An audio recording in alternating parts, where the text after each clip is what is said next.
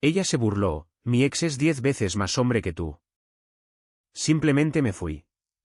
Más tarde esa noche, su hermana me encontró cuando salía del bar de un hotel. Vi con quién acabas de estar, susurró, con los ojos llenos de miedo. Por favor. Sea lo que sea. No lo hagas. Sabes, mi ex era 10 veces el hombre que tú jamás serás. Ese comentario, una mezcla de risas y habla arrastrada, quedó grabado en el aire sobre la mesa. Su copa de vino tintineó suavemente contra el plato, con una sonrisa de satisfacción en su rostro como si acabara de soltar una bomba de verdad y esperara un aplauso. No respondí, ni siquiera un tic. Simplemente dejé mi tenedor lentamente, deliberadamente, luego me levanté, caminé hacia el pasillo, me puse el abrigo y cogí mis llaves. Sin lanzar platos, sin gritos, sin portazos, solo el sonido de mis botas resonando contra el suelo mientras dejaba atrás los escombros de los últimos 6 años en un silencio absoluto. No creo que ella ni siquiera levantara la vista. Quizás pensó que iba a la tienda. Quizás pensó que estaba enfurruñado, conduciendo alrededor de la manzana como un cachorro pateado, esperando que me dejara volver a entrar. Ese era su guión habitual. Siempre contaba con esa última carta, el viaje de culpa. El silencio que blandía como un martillo después de sus tormentas verbales. El largo suspiro, los insultos murmurados mientras se alejaba. Nunca esperó un silencio real. Un silencio de verdad, del tipo que significa que has terminado. Y para aquellos de ustedes que todavía están escuchando en este punto, déjenme decirles que si esto les ha llegado al alma, no están solos. Más del 90% de ustedes ven esto sin suscribirse. Pero si esta historia te habla, si alguna vez también saliste por esa puerta, haz clic en suscribir. Nos hace saber que estas historias importan. Mantiene a este equipo en marcha. Volviendo al tema. No me registré en un motel ni me quedé en el sofá de un amigo. Fui a un lugar específico. Un Marriott en el centro. Suite 1422, no solo una habitación, una base de operaciones. Ya había pensado en esto antes. No en el insulto. Dios, no. Esa bofetada salió fresca de su boca impregnada de tequila como un golpe de ácido. Pero la posibilidad, la eventualidad. Sabía desde hacía un tiempo que estábamos siendo enterrados lentamente bajo capas de desprecio pasivo. Solo hizo falta esa frase para raspar las últimas paletadas de tierra. Su ex, con quien estaba tan contenta de compararme, se había mudado a Austin hacía años. Un tipo de bienes raíces, gran gastador, presumía de sus Teslas y sus participaciones. También la engañó repetidamente. Le mintió en la cara. Tenía un segundo teléfono. Lo sabía no porque ella me lo dijera. Ella nunca dice la verdad sobre su pasado, sino porque lo escuché de alguien mucho más honesto, alguien que conocí accidentalmente en una conferencia en Denver 2 años antes. Su nombre era Victoria. Y Victoria no era solo una ponente de conferencia. Ahora era su esposa. No tenía ni idea en ese momento. Mencionó su nombre, Brent, y lo archivé en el fondo de mi mente. Más tarde esa noche, la vi de nuevo en el bar del hotel y hablamos. No coqueteamos, hablamos. Mencionó que se casó con un caso perdido con complejo de Dios y todo encajó. Nos reímos no de él, sino de nosotros mismos, de ser las personas que limpian los desastres de otros. Le dije que trabajaba en ciberseguridad. Ella me dijo que era abogada de divorcios, no una abogada cualquiera, una especialista, protección de patrimonio, arquitectura posnupcial, escudos de privacidad, técnicas de aislamiento financiero. El tipo de persona que un gestor de fondos de cobertura contrata antes de que lo pillen con los pantalones bajados. No intercambiamos números, pero nos recordábamos. Así que, cuando dejé esa mesa y escuché su voz en mi cabeza, sonriendo, con el vino en la boca, lanzándome a ese hombre a la cara, no pensé en él. Pensé en ella. Me detuve en una gasolinera, me senté en el coche y busqué en mis correos electrónicos antiguos. Enterrado en una bandeja de entrada olvidada ligada a mi LLC, allí estaba, una grabación de panel reenviada de esa conferencia de Denver enviada por ella con una breve nota. Si alguna vez necesitas protegerte, llámame. No soy solo una abogada. Soy un plan de escape. Sonreí por primera vez en lo que parecieron años. Ahora no estaba escapando. Me estaba reposicionando. En el Marriott, usé una tarjeta de débito desechable de uno de mis negocios secundarios. Sin rastro digital que me vinculara. Me registré usando el nombre de un antiguo compañero de universidad que había fallecido 5 años atrás. El recepcionista ni siquiera parpadeó. Entré en la habitación, me quité el abrigo y me senté.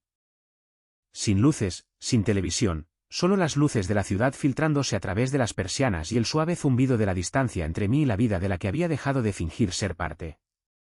Mi teléfono vibró. No era ella. Nunca ella. Era demasiado orgullosa para llamar. No, era otra persona. Victoria. Solo texto. Sin rodeos. Si estás listo, puedo reunirme en el bar en 20. Ya he sacado sus informes de crédito. No pregunté cómo lo sabía. Ella siempre lo sabía. Me puse una chaqueta oscura, caminé por el pasillo y tomé el ascensor hasta la planta baja. Ya podía oler el perfume antes de verla. Limpio, caro, dominantemente sin disculpas. Se sentaba sola en una pequeña mesa cerca de la pared del fondo, con una carpeta abierta y un vaso de algo puro a su lado. No sonrió cuando me senté. En cambio, deslizó la carpeta hacia mí. Dentro, mapas de activos, una demanda de divorcio redactada, 3 cartas dirigidas a diferentes bancos solicitando la congelación de cuentas conjuntas por sospecha de tergiversación financiera. Luego levantó la vista y dijo algo que nunca olvidaré. No quiero arruinarla. Quiero desarmarla. Cuando termine, no le quedará nada que pueda usar como arma. Y en algún momento de ese instante, algo en mí finalmente encajó. No rabia, no venganza, precisión. Se sentó de espaldas al piano, sus ojos escaneando casualmente la habitación como alguien acostumbrado a las amenazas, pero que ya no se inmutaba por ellas. Incluso la forma en que sostenía su bebida, la mano izquierda suelta alrededor de la base, el dedo índice golpeando el borde, se sentía calculada, no casual, controlada. Esta no era una mujer cualquiera sentada sola en un bar. Era alguien que había enterrado reputaciones bajo cláusulas de confidencialidad y se había ido sin una arruga en su blusa. Tomé el asiento frente a ella. Sin saludos, sin falsa calidez. Deslizó una carpeta de manila sobre la baja mesa de mármol. Sin palabras, solo una mirada, tranquila y mesurada. La abrí. En la primera hoja, un borrador de petición de divorcio, citando tergiversación matrimonial estratégica, sea lo que diablos significara eso. Las siguientes páginas eran mucho peores. Extractos bancarios que no había visto en meses. De alguna manera, ya había obtenido los que mi esposa había insistido en mantener privados, las cuentas por si acaso vinculadas a un negocio en el que nunca confié del todo, enterradas bajo LLCs registradas en Arizona, nada menos. Creativo e ilegal, si se hacía descuidadamente, lo que por supuesto mi esposa había hecho. A continuación había diagramas codificados por colores, rastros de fondos, transferencias de efectivo, retiros e incluso compras en boutiques de alta gama. Un bolso que ella afirmó que era un regalo de un cliente, pagado con nuestro fondo de viaje conjunto, un fin de semana de spa con su hermana, reservado bajo un falso retiro para vínculos traumáticos que de alguna manera no tenía recibos y un cargo muy real en nuestra tarjeta compartida. Esta es tu base, dijo Victoria, su voz como terciopelo sobre un bisturí. No nos moveremos todavía. Esperamos.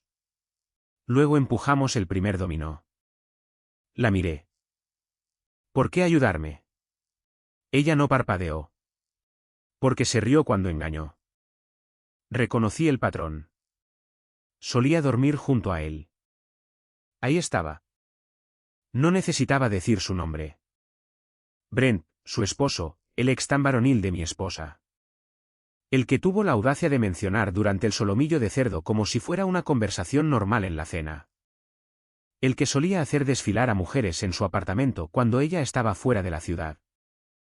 El que una vez la bloqueó de su cuenta conjunta la noche antes de que venciera su alquiler, y luego le envió un mensaje de texto que decía, apuesto a que tu nuevo novio no puede arreglar eso. Cerré la carpeta y me eché hacia atrás. ¿Qué quieres a cambio? Ella inclinó la cabeza. Nada de ti, pero quiero que sienta el peso de las consecuencias reales. No gritos, no llanto, silencio, aislamiento, suspensión financiera, asfixia estratégica. No la derribamos en el tribunal. La desmontamos antes de que ponga un pie en uno. Se acercó un camarero. No pedí nada. Ella pidió agua pero no la tocó. El camarero se fue, y ella sacó otro documento de su bolso de cuero. Era una lista de nombres. Mis ojos la escanearon rápidamente, reconociendo a 2 amigos en común, su antiguo instructor de pilates y un agente inmobiliario con el que juró no haber hablado en años. ¿Qué es esto? ¿Testigos?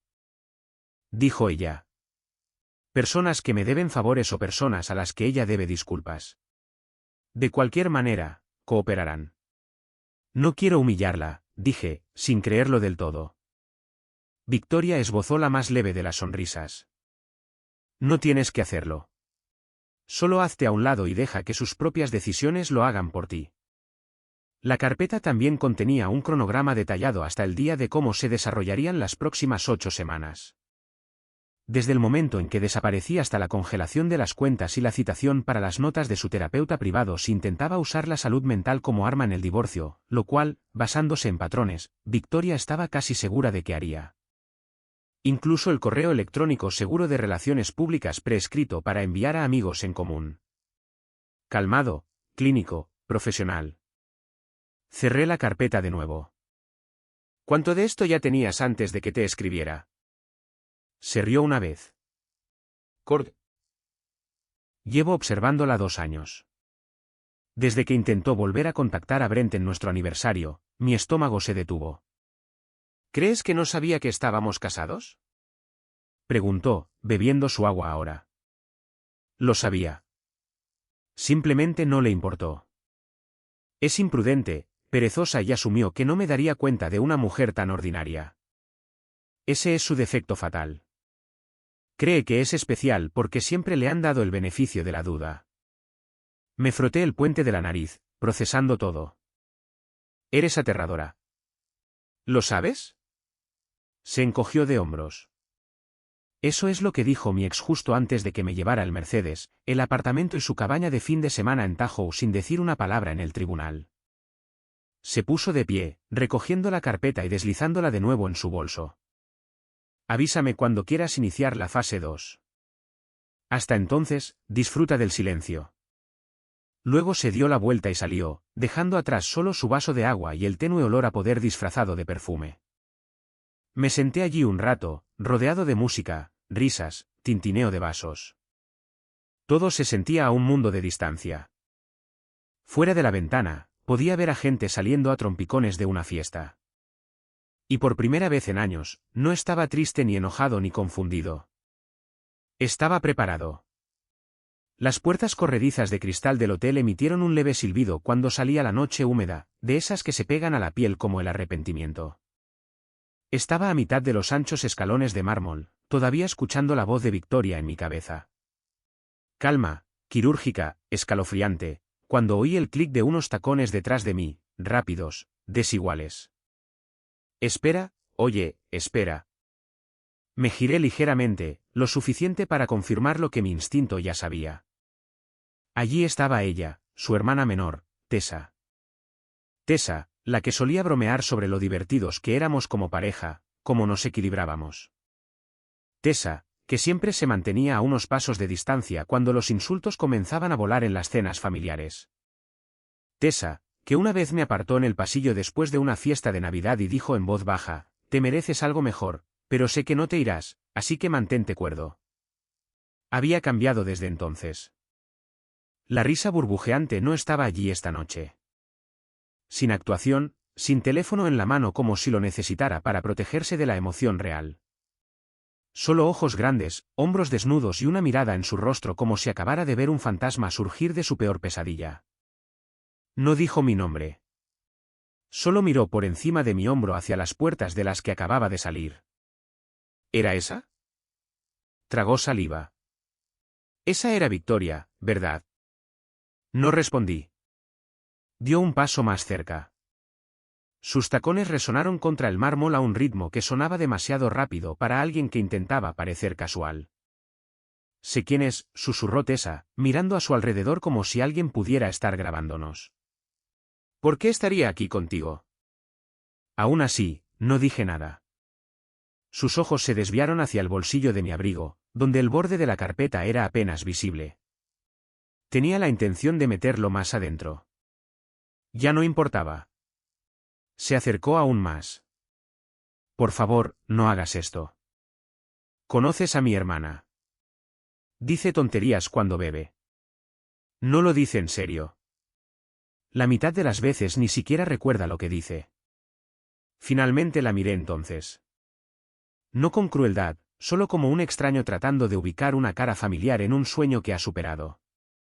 La voz de Tessa bajó a un susurro tenso. «No está preparada para alguien como Victoria. Nadie lo está». «¿Esa mujer?» Desmanteló a un juez. ¿A un juez? Mi antiguo jefe todavía no pronuncia su nombre en voz alta. El claxon de un coche sonó desde el otro lado de la calle. En algún lugar, un grupo de turistas vitoreaba por algo sin importancia. Pero Tessa seguía mirando, temblando ligeramente ahora. Extendió la mano como si fuera a tocar mi brazo, pero luego lo pensó mejor. «No sabe en lo que se está metiendo», dijo de nuevo. «No tienes que usar la opción nuclear. Todavía puedes echarte atrás». Ese fue el momento, justo ahí. Porque si hubiera dicho, «todavía puedes arreglarlo», quizás me habría estremecido. Quizás habría considerado el parpadeo de culpa que todavía pretendía no sentir. Pero no dijo arreglar. Dijo, echarte atrás. Como si todo fuera una actuación. Como si todo el matrimonio hubiera sido un destello en las redes sociales que podía borrar antes de que demasiada gente lo viera. Fue entonces cuando me di cuenta de que Tessa no solo estaba preocupada por su hermana. Estaba aterrorizada por todas ellas porque había visto a Victoria antes. Sabía lo que significaba cuando Victoria aparecía. Carpeta en mano, ojos secos, estrategia ya 3 movimientos por delante. No era una abogada que contratabas. Era una detonación controlada que desatabas. Pasé junto a ella sin decir una palabra. Me siguió unos metros, sus tacones resonando frenéticamente, la respiración entrecortada como si estuviera debatiendo si gritarme en medio de la entrada de un hotel de lujo. No lo hizo. Llegué a la acera. Detrás de mí, todavía podía oír su respiración, irregular, desesperada. Pero no miré hacia atrás. Continué caminando hacia el estacionamiento, sujetando el archivo bajo el brazo. «Dime que no hablas en serio», finalmente me gritó. Pero su voz se quebró al final como si ya supiera la respuesta. Seguí caminando. Que le dijera a mi esposa. Que el pánico comenzara pronto. Que se extendiera. Llamó el lunes, 2 veces. La primera fue a media mañana, probablemente esperando que estuviera en el trabajo, todavía enfurruñado, lamiéndome las heridas como un buen y obediente marido decepcionante. La segunda vez fue más cerca del almuerzo. Ignoré ambas, dejando que su voz se deslizara al purgatorio del buzón de voz. La imaginé paseando por la cocina, mirando el reloj, preguntándose si estaba alargando esto para causar efecto, probablemente asumiendo que volvería arrastrándome con flores y disculpas, quizás con una frase ensayada sobre necesitar espacio. Siempre pensó que controlaba el ritmo. El martes, envió un mensaje de texto, «¿Podemos hablar como adultos?». No respondí. Estaba demasiado ocupado viendo al mensajero revisar su portapapeles y entrar en el ascensor del edificio donde ella trabajaba, una caja de cristal de 27 pisos en el centro de la ciudad, llena de diseñadores, representantes de marcas y egos inflados que pretendían ser creativos humildes. Estaba a mitad de una presentación cuando la recepcionista llamó a su piso. El mensajero no se inmutó cuando ella suspiró dramáticamente y firmó por el sobre como si le estuvieran entregando multas de estacionamiento. Luego lo abrió. Las demandas de divorcio iniciales, formales, frías, desprovistas de drama, no escritas a mano, no emocionales, ni siquiera enojadas, simplemente organizadas. Ni siquiera se molestó en ocultar su reacción. Uno de sus compañeros de trabajo lo describió más tarde como una risa resoplada. Esto es lo que está haciendo ahora. Había dicho en voz alta, agitando las páginas. Presentando papeles porque no pudo aguantar una broma. La sala se rió con ella hasta que vio el nombre de la abogada representante. Al final de la página 2, sección 5, Victoria S. Calderón. Parpadeó una, luego 2 veces. Su sonrisa vaciló. Algunas personas lo notaron. Un compañero de trabajo se inclinó y dijo, «Espera, ese nombre me suena familiar». Ella lo desestimó. «Es común». Mintió, pero sus ojos ya estaban escaneando la impresión de nuevo. Releyó el nombre, lo dijo en voz alta esta vez. Calderón. Entonces algo cambió. Un destello de memoria. Una historia que había oído. Algo sobre un bufete de abogados en Austin. Un caso de hace años, titulares o susurros. No estaba segura. Sus dedos fueron a su teléfono, buscó el nombre en Google. Primer resultado, Victoria Calderón, la arquitecta de divorcios de los ultrarricos. Segundo, la mujer que hizo desaparecer financieramente a un senador, y su esposa se lo agradeció. Tercero, ¿por qué los directores ejecutivos temen a Victoria Calderón más que a sus amantes? Su pantalla se congeló por un segundo por todas las manchas de huellas dactilares. O quizás por el pánico, la limpió contra su blusa. Volvió a desplazarse. Cuarto resultado, un podcast. Separaciones quirúrgicas. El método Victoria Calderón. Hizo clic. Escuchó. Solo 30 segundos. No ganas gritando. Ganas en silencio. Dejas que te subestimen. Y luego les quitas todo lo que valoran legalmente, permanentemente y sin levantar la voz. Detuvo la reproducción. Su mano temblaba ligeramente. Esta no era una abogada local. Ni siquiera era un bufete regional. Era la misma Victoria que una vez acorraló a un chef famoso en el tribunal tan a fondo que renunció a la custodia de 3 restaurantes solo para evitar el contrainterrogatorio. La misma que presentó 16 requerimientos en un día en 5 estados para bloquear activos en menos tiempo del que se tarda en volar entre ellos. Y ahora me representaba a mí.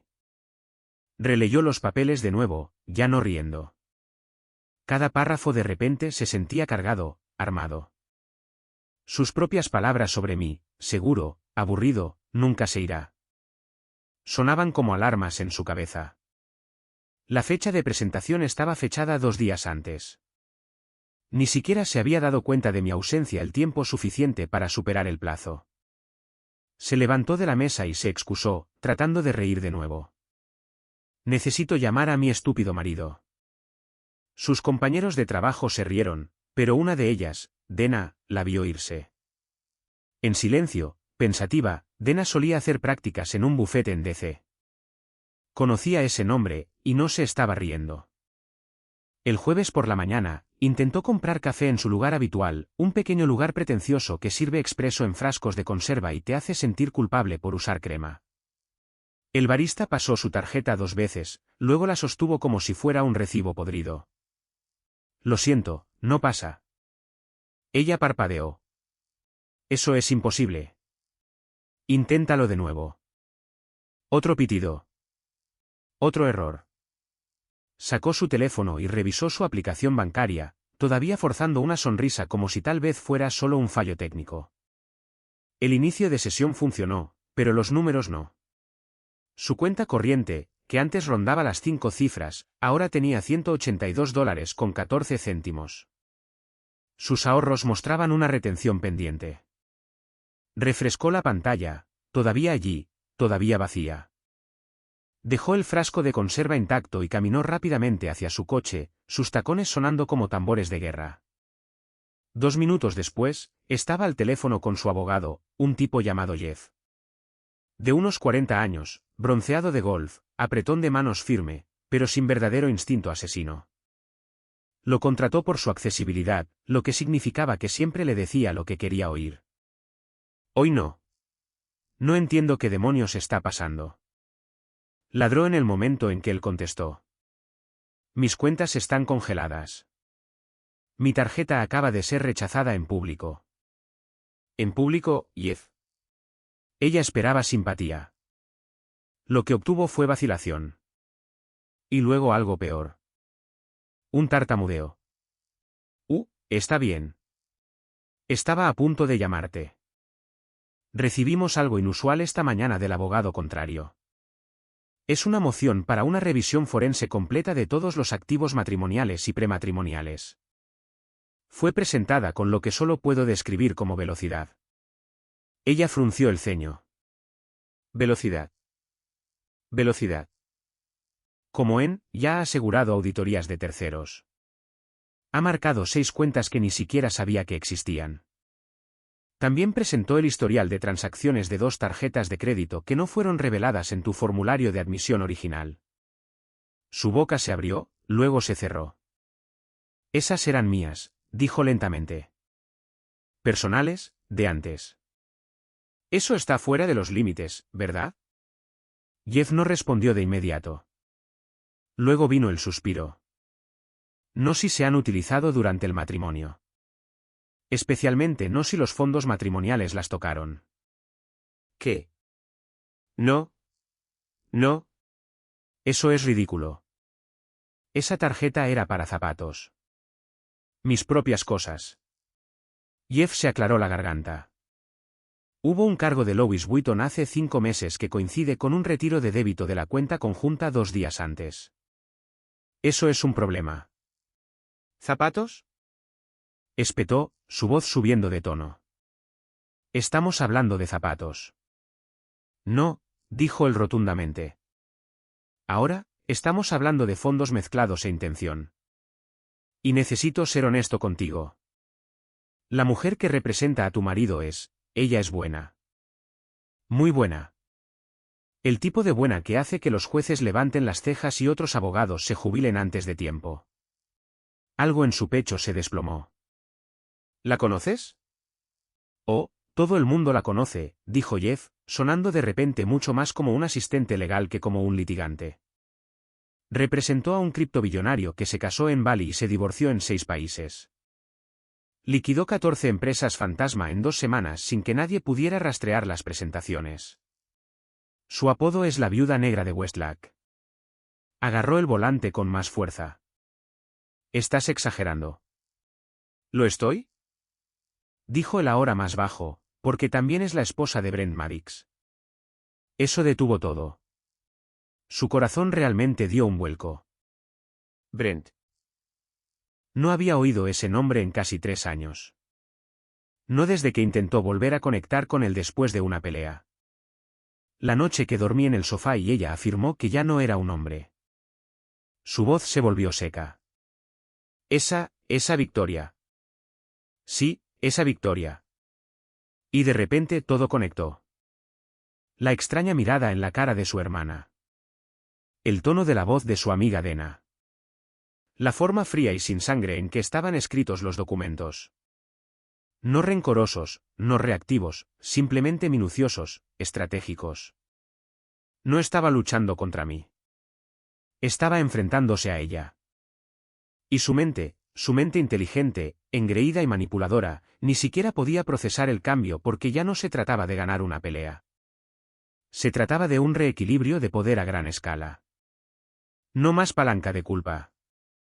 No más nunca encontrarás a alguien mejor. No más yo controlo la historia. Victoria ahora tenía la narrativa. Y Victoria no hacía dramas. Hacía daño. Escuchó el timbre desde la cocina y no se molestó en secarse las manos. Dejó que el aceite de oliva goteara. Dejó que la estufa se quemara. Probablemente era el repartidor de paquetes de nuevo, dejando más cartas certificadas que no abriría. Pero cuando abrió la puerta de un tirón, no era un extraño con un portapapeles.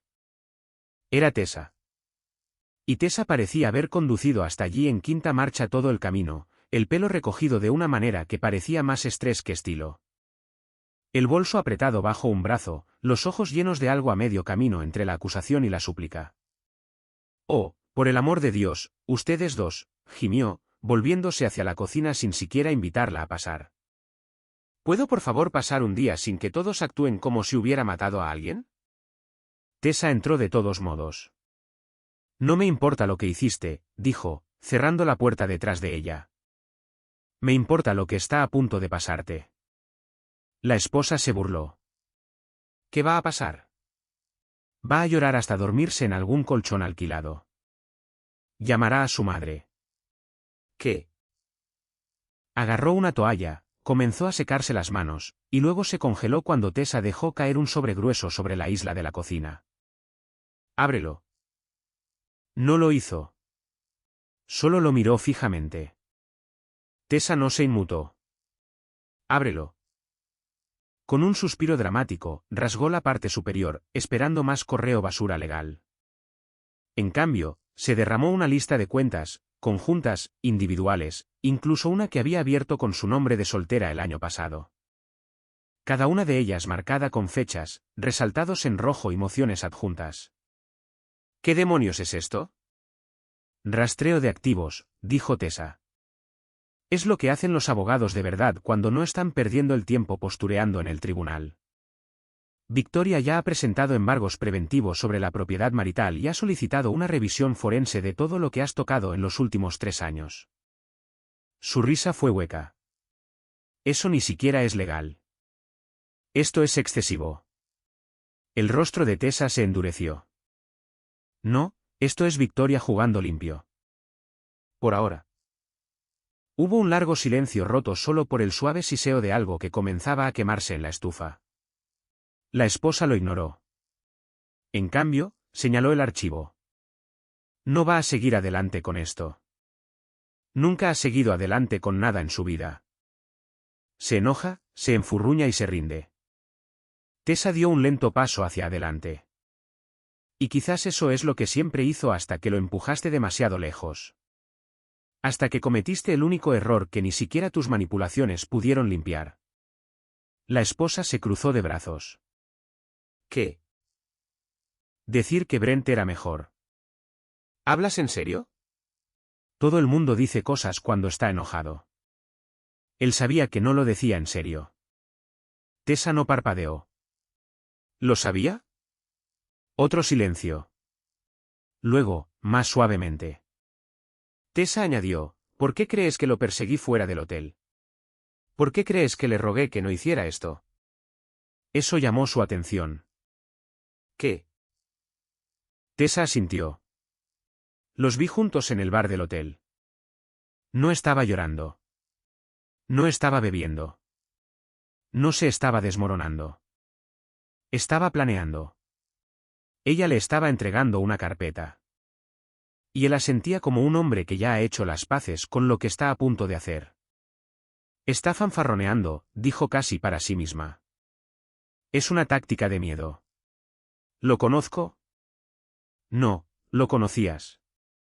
Tessa replicó. Conocías la versión de él que quería ser amada. La versión que ridiculizaste hasta que olvidó cómo era la confianza. No conoces esta versión. La esposa negó con la cabeza. No me arruinará. Esa abogada. Solo está resentida porque salí con su marido. No saliste con él. Tessa dijo. Te acostaste con él a espaldas de su entonces novia. A espaldas de Victoria. Y ahora no está resentida. Está motivada. Se sentó lentamente como si la gravedad de esa frase finalmente hubiera encontrado su columna vertebral. Tessa lo dejó reposar un momento antes de continuar. No lo entiendes. Esa mujer no pierde. No se detiene. El último tipo que intentó superarla en maniobras terminó en bancarrota y excluido de su propia fundación. No quiere venganza. Quiere control. Y una vez que lo consigue, no lo devuelve. La esposa desvió la mirada, no dijo nada. ¿Crees que esto se puede arreglar?, añadió Tessa. Estás equivocada. Hiciste esto irreversible y lo hiciste en voz alta. Aún sin respuesta. Solo el sonido de la alarma de la estufa sonando. Tessa suspiró y se acercó para apagarla. Espero que hayas guardado algo, dijo en voz baja. Porque para cuando esto termine, ni siquiera serás dueña de la cocina en la que estás parada. Luego dejó el sobre, se dio la vuelta y salió por la puerta. La esposa no la detuvo, no la llamó, no se movió en absoluto.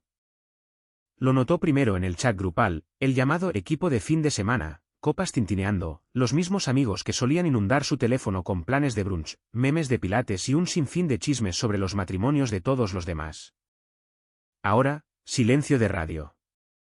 Ningún mensaje nuevo en 4 días. Envió una foto.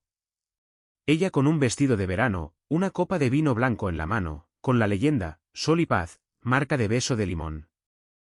Nadie respondió, ni siquiera un me gusta. Se quedó mirando la pantalla, confundida, luego hizo clic en sus nombres uno por uno. Nadie había abandonado el chat. Simplemente no estaban respondiendo. Se desplazó hacia arriba a través de conversaciones antiguas, pasando las noches de borrachera y las selfies coquetas solo de chicas, las indirectas pasivo-agresivas a sus maridos, algunas de las cuales ella había liderado. Luego notó algo. Alguien había borrado un comentario de hace 3 noches. Un GIF que había enviado bromeando sobre que los hombres son desechables. Desaparecido como si nunca hubiera existido. Abrió Instagram y publicó una historia de recuerdo. Etiquetó a 3 de ellas. Aún sin reacción. Luego llegó el momento que cambió su ansiedad de una irritación leve a algo más frío, más instintivo. Almuerzo con April. O al menos eso es lo que pensaba que iba a ser. Se encontraron en un lugar que solían frecuentar después de las clases de abogacía. Grandes ventanales, ensaladas caras, camareros entrenados para fingir que cada cliente era una celebridad. April llegó 10 minutos tarde, con gafas de sol, apenas dijo hola. Algo andaba mal. Muy mal. April se sentó frente a ella, pero nunca se quitó las gafas. No pidió comida, solo agua. Empezó con algo pequeño. Entonces, ¿cómo va todo? La esposa forzó una sonrisa. Aparentemente, me casé con el hombre más dramático del planeta. Hago un comentario y ahora se está poniendo en plan película de por vida. April no se rió. Asintió cortésmente, bebió su agua y luego dijo rotundamente. ¿Sabes que contrató a Victoria Calderón, verdad? La sonrisa se congeló. ¿Quién? April finalmente se quitó las gafas de sol. Vamos. ¿Sabes exactamente quién? La viuda negra. La que convirtió una campaña de reelección al Senado en un escándalo de divorcio. La que borró todo el puesto en la junta de un director ejecutivo de tecnología con una sola filtración de deposición. Ella parpadeó. Esos son solo cosas de tabloides. No, dijo April, esos son resultados. No solo hace divorcios. Destruye la credibilidad legalmente. Otro silencio. April se levantó para irse. Solo quería ver cómo estabas, pero extraoficialmente, yo dejaría de publicar si fuera tú. Cualquier cosa pública se convierte en evidencia. Esa es su especialidad. Luego se fue. Sin abrazo, sin calidez, solo distancia. La esposa se quedó sentada allí durante 10 minutos completos, la ensalada intacta, hasta que el camarero retiró silenciosamente el plato sin preguntar. Esa noche, abrió sus mensajes directos. 2 amigos más la habían dejado de seguir silenciosamente. Uno de ellos, Aarón, fue la dama de honor en su boda. Incluso su prima la eliminó de un tablero de Pinterest compartido titulado Vacaciones de ensueño. Al principio, se dijo a sí misma que solo tenían miedo de quedar atrapados en medio. Que la gente siempre desaparece cuando los asuntos legales se ponen serios. Que solo estaban siendo educados. Pero la verdad llegó la tarde siguiente. Una llamada de Brent. Sí, ese Brent, su ex, el hombre al que había llamado 10 veces más hombre que su marido. Nunca llamaba. Ni siquiera después de que ella intentara enviarle un mensaje esa noche que se emborrachó y se puso nostálgica. Ni siquiera después de que Victoria le enviara un solo punto y luego la bloqueara. Pero ahora llamaba. Ella respondió. Brent, su voz era baja. Incómoda. Mira, no quiero involucrarme. Entonces, ¿por qué llamas? Preguntó ella. Una pausa. Porque escuché lo que le dijiste de mí a tu marido. Y creo que deberías saber algo. Se rió amargamente. ¿Qué? ¿Vas a defenderlo ahora? No. Brent dijo, voy a advertirte. No te metas con Victoria. No vas a ganar esto.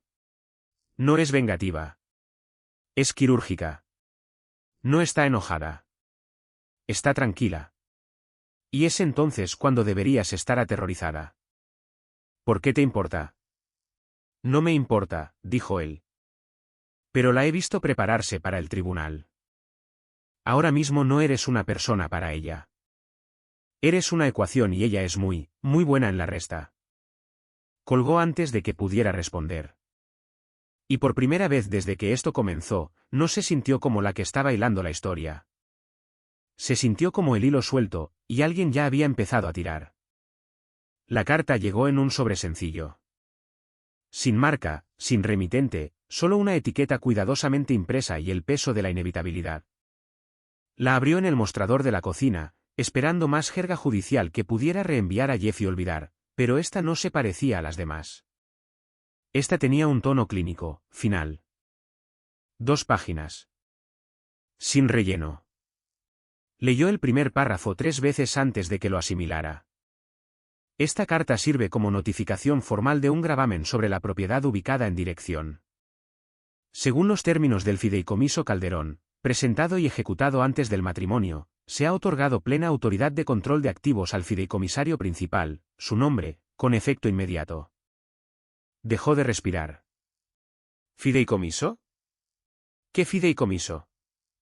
Corrió a su ordenador portátil, tecleando en el portal de registros del condado, los dedos temblando, el cuadro de búsqueda de propiedades riéndose en su cara con su interfaz anticuada. 5 minutos, 10. Entonces lo vio. Fideicomiso familiar Calderón, establecido en 2017. Años antes de que se casaran. Y su nombre, en ninguna parte, ni siquiera como contingencia. Se tambaleó hacia atrás desde el mostrador como si la pantalla la hubiera abofeteado. Esa noche, su puntuación de crédito bajó 97 puntos. A la mañana siguiente, su membresía del gimnasio marcó un método de facturación caducado. A mediodía, recibió una notificación del concesionario de automóviles. Los papeles de su arrendamiento estaban bajo revisión. Llamó al número. El hombre al teléfono fue educado, eficiente. Se nos notificó que su estado de ingresos ha cambiado. Su autorización secundaria ha sido revocada. Estaba listada como parte dependiente, no como principal. Yo vivo aquí, gritó al receptor. Sí, señora, respondió el hombre. Por eso la llamamos a usted primero. Clic. No se dio cuenta de que todavía sostenía el teléfono hasta que se le resbaló de la mano y cayó al suelo. Al día siguiente, Jeff, su abogado cobarde y sudoroso, se presentó en persona. Se sentó en la isla de la cocina con una mirada que no había visto antes. No arrogancia, no indiferencia. Algo más cercano a la resignación. Están 10 movimientos por delante de nosotros. Murmuró, frotándose las sienes. Dijiste que no podía tocarme. Dije que estarías protegida. No dije que no se pondría creativa. Esto no es normal. De acuerdo.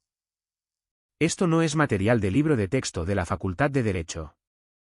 Está usando lagunas del Código Fiscal, disparadores prenupciales y una combinación de cláusulas irrevocables que no he visto usadas juntas en la práctica privada. Construyó esto como una trampilla, y tú acabas de pisarla. Ella lo miró fijamente. Esa casa es mía, dijo en voz baja ahora. Me dijo que era nuestra. Pintamos la habitación de invitados juntos. Jeff abrió otra carpeta. Firmaste una escritura de renuncia hace 2 años para simplificar la refinanciación. ¿Recuerdas eso? Ella parpadeó. Él la sostuvo. Nunca la revirtió. Así es como movió el activo al fideicomiso. No solo estás excluida. Firmaste la cerradura. Sus rodillas se doblaron. Se dejó caer en la silla más cercana, una mano sobre la boca, la otra agarrando el borde de la mesa como si pudiera flotar. Jeff se aclaró la garganta de nuevo, más suave esta vez. ¿Hay más? Ella no respondió. El plan de pensiones que compartían ha sido movido a una estructura de jubilación privada bajo una cláusula enterrada en su acuerdo fiscal de 2021. La cuenta de puntos de viaje, cerrada. Las recompensas compartidas de crédito, eliminadas. Ella levantó la vista, sus ojos huecos. ¿Cómo es eso siquiera legal? Jeff se inclinó. ¿Por qué no esperó la tormenta? Construyó el arca. No habló durante mucho tiempo. Finalmente, en voz baja, casi para sí misma, dijo, no lo entiendes. Era aburrido. Pensé que nunca se defendería. Y eso fue lo que la rompió. No la casa, no las cuentas, no el abogado rindiéndose como una silla de playa en un huracán. Fue la comprensión de que nunca lo vio realmente. Se burló de él. Lo subestimó. Escribió todo el guión y olvidó que él tenía el poder de reescribir el final. Ahora estaba viendo los créditos finales y su nombre no estaba en ellos. Solo un largo y silencioso fundido a negro. El paquete era más pequeño de lo que esperaba. Sin logo, sin etiqueta de mensajería, solo un sobreplano acolchado deslizado entre el correo basura y un folleto de cupones para detallado de coches. Sin remitente, sin nombre del remitente, solo su nombre escrito a máquina, no a mano, en una etiqueta blanca y limpia como si hubiera sido preparada hace semanas, quizás más. Lo abrió en el mostrador de la cocina con los mismos dedos que solían desplazarse por las aplicaciones de compras y borrar los correos electrónicos de advertencia de su banco. Ahora esos mismos dedos temblaban ligeramente, dudando antes de abrir una solapa que ya sabía que no iba a contener buenas noticias. Dentro había un solo objeto, una memoria USB.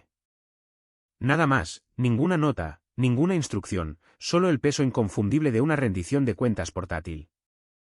Se quedó allí durante casi 20 minutos mirándola como si pudiera explotar. Luego caminó lentamente, con cuidado, hacia su ordenador portátil, la conectó, esperó el familiar sonido de reconocimiento. Un archivo, sin título. Hizo clic. La pantalla se puso negra por un segundo, luego se abrió en un encuadre tan familiar que le revolvió el estómago. Su comedor, tenuemente iluminado como había estado esa noche. Las velas todavía parpadeaban en el fondo. Su copa de vino medio bebida, su cuerpo reclinado en la silla, las piernas cruzadas, la sonrisa en su rostro ya visible antes de que siquiera dijera las palabras. Sabes, mi ex era 10 veces el hombre que tú jamás serás. El mismo momento exacto, grabado. Parpadeó rápidamente. Su mano se movió para cerrar la pantalla, pero se congeló cuando el vídeo continuó más allá de su memoria. Al menos él me hacía sentir algo, dijo su voz, ebria de veneno y actuación. Tú. Tú solo eres seguro. Predecible. Nunca te irás. No tengo que esforzarme contigo. Se quedó mirando la pantalla.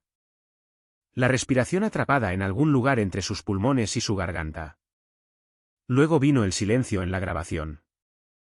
Una pausa. Recordaba esa pausa.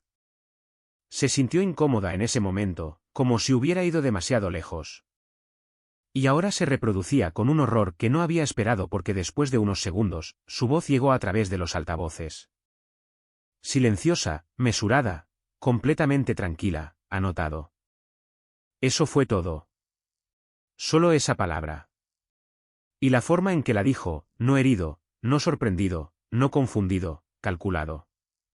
Se reclinó lentamente, una presión fría acumulándose en la base de su columna vertebral. La forma en que su nombre estaba etiquetado en el sobre, la marca de tiempo en el vídeo, el ángulo, no desde su teléfono. No era de mano. Era una cámara fija. Lo había grabado a propósito, no como un hombre desesperado esperando obtener simpatía más tarde. Como evidencia. Se quedó congelada durante mucho tiempo después de que el vídeo terminara. Su reflejo en la pantalla del ordenador portátil le devolvía la mirada.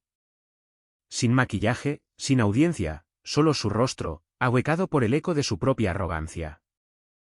Cerró la tapa lentamente.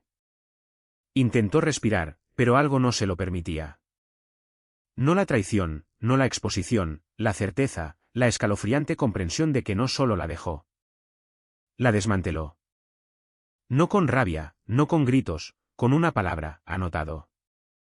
Porque ya lo sabía entonces. Ya había comenzado. Ese momento, esa noche, no fue el comienzo de su dominio. Fue el día en que él comenzó a escribir su final. Y ahora ya estaba publicado. La última vez que lo vio, no fue en su casa. No en la cocina donde solía ensayar sus pequeños monólogos sobre cómo actuaban los hombres de verdad. No en el dormitorio donde una vez se dio la vuelta en medio de una discusión, murmurando algo sobre que era demasiado sensible para un hombre adulto.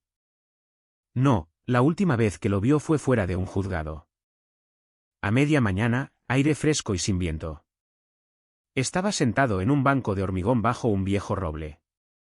La corbata aflojada, los codos apoyados en las rodillas, tranquilo, no triunfante, no engreído, simplemente terminado. Casi no lo reconoció. No por su aspecto. No había cambiado mucho, sino porque algo había desaparecido de su rostro. Esa desesperación silenciosa que solía esperar detrás de sus ojos cada vez que ella levantaba la voz.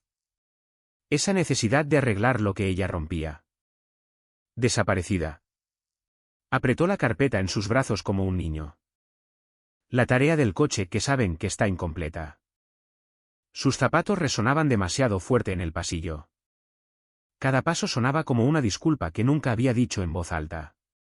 Él no levantó la vista. Oye, ofreció ella, pequeña y falsa. El tipo de palabra que una vez tuvo poder sobre él. Ahora simplemente flotaba en el aire como estática. No lo decía en serio, dijo, acercándose. Aún nada. Estaba borracha. Sabes que digo tonterías cuando estoy. Se detuvo. Ni siquiera ella se lo creía ya. Él permaneció quieto, con la mirada al frente como si ella fuera parte del paisaje. Fue entonces cuando Victoria apareció de la nada, como siempre hacía.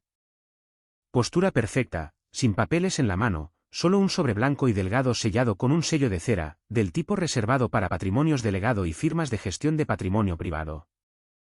Victoria no le habló. Simplemente extendió el sobre como un veredicto. La esposa dudó antes de tomarlo, como si sus dedos pudieran quemarse solo con tocarlo.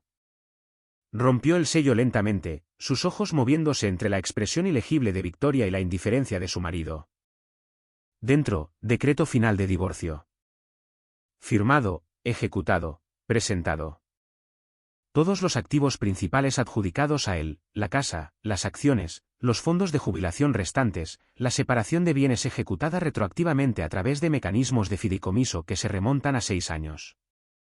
Cláusula de no denigración requerida en todas las plataformas y en declaraciones en persona. Penalización por incumplimiento, 6 cifras por incidente. La conclusión fue más dura que cualquier otra cosa. Ejecutado con pleno consentimiento. Parpadeó ante la frase. No solo significaba que él estaba de acuerdo con los términos. Significaba que ella, en algún lugar enterrado bajo la pila de documentos que apenas hojeó mientras sonreía a su abogado. Ella había firmado. Ella había consentido esto. Cada una de sus partes. Él no la había atrapado. Ella había entrado burlándose, con los brazos cruzados, y había sentido a su propia perdición.